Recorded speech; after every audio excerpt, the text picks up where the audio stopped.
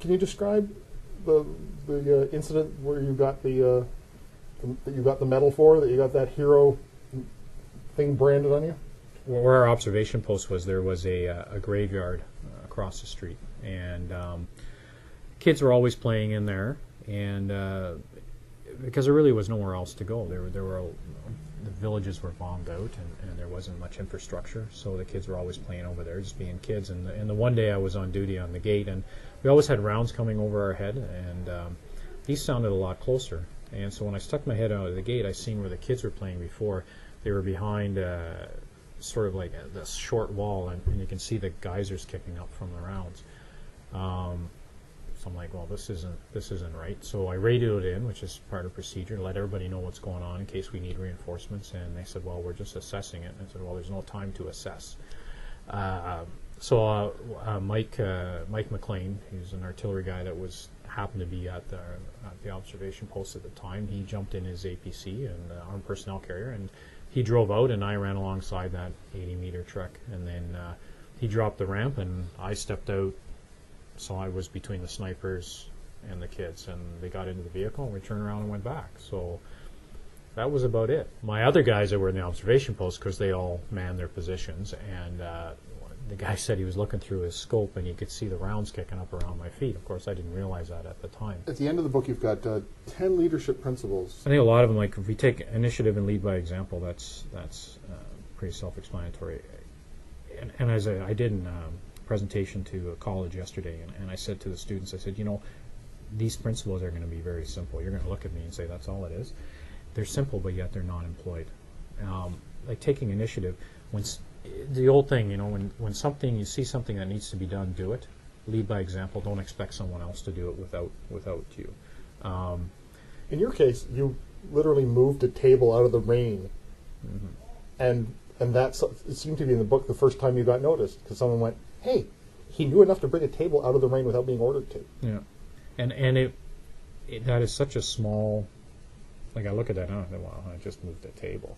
But I think from the military standpoint, we're so controlled, and we have to ask permission to do things, that just going up and doing something when you're not at that level to do it, and then getting other people to follow into it, to me that was, you know, for me, my first sort of step. It's a small thing, but it's the small things that matter, I think, in life. And so yeah, taking initiative and doing stuff, and not expecting, you know, other people to do it. I think we see that in workplaces sometimes, where the supervisor will say, hey, you know, you clean up that mess there, or you're going to get in trouble. Well, what's wrong with the supervisor doing it? You're not, just because you're a supervisor doesn't mean you can't get your hands dirty anymore.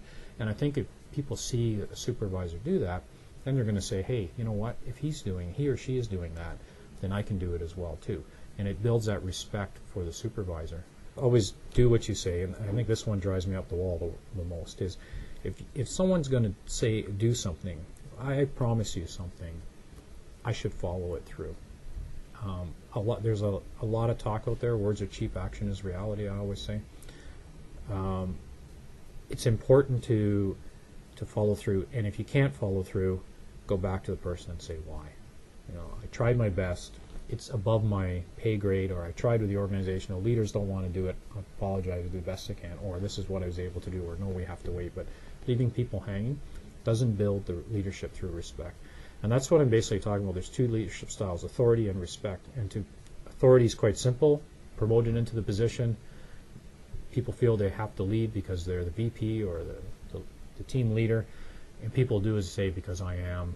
And that works fine for an 8-hour day, when people can go home and complain to their spouses or their friends or their family, say, you know what, I had a difficult day at work, and they go back. But when times get tough, like we're having now in the global economy, where people's jobs are on the line, possibly losing homes and all that, leadership through authority doesn't work, because the person may not put 10 pieces out an hour, they may only put 6 out. And in order to build leadership through respect, these leadership rules I'm talking about, those kind of things have to be done, because people are going to judge a person by what they say and what they do. If there's someone out there always saying, and not doing, the respect will be lost for that individual. Same if that individual sits in their office and makes everybody do the dirty work, which they could do themselves too. The respect starts to get lost. And then you go back to leadership through authority. So what ends up happening is person's not going to kick in and make 10 pieces an hour. They're only going to make 6. Or the soldier's not going to follow that guy into battle. He's going to say, no, I'd rather go to jail. I'll serve my time in jail. At least I'll be alive. I'm not following you. Someone who's a leader right now listening to this thinks that they're a good leader, but what's a pretty obvious symptom that maybe you're not as good as you think you are? One, maybe talk to a mentor, talk to a coach. Look at your team. Sit back and look at the team. You sort of get up at 30,000 feet and look down on the team and say, how are they acting? Absenteeism time is a huge indication. People leaving, turnover. Are people leaving, and they always say, I'm leaving for a better career, but why are they really leaving the organization? Those are things a leader can look at, or an organization can look at to say, how is our leadership skills? And an organization or a leader will usually try to deal with that in a policy. If we have high absenteeism, let's put an incentive program in. Let's give people TVs to show up to work. Well, now you're losing millions of dollars on people not coming to work, and now you're spending more on trying to get them to come to work instead of looking at the leadership thing and say, okay, what can we correct here to make us good leaders? To not hold everybody's hand and sing Kumbaya in the morning, but to actually employ some good leadership skills on our employees. The book is A Journey of Leadership. I've been speaking with the author Tom Hoppe, and Tom Hoppe's A Journey of Leadership, published by Breakout.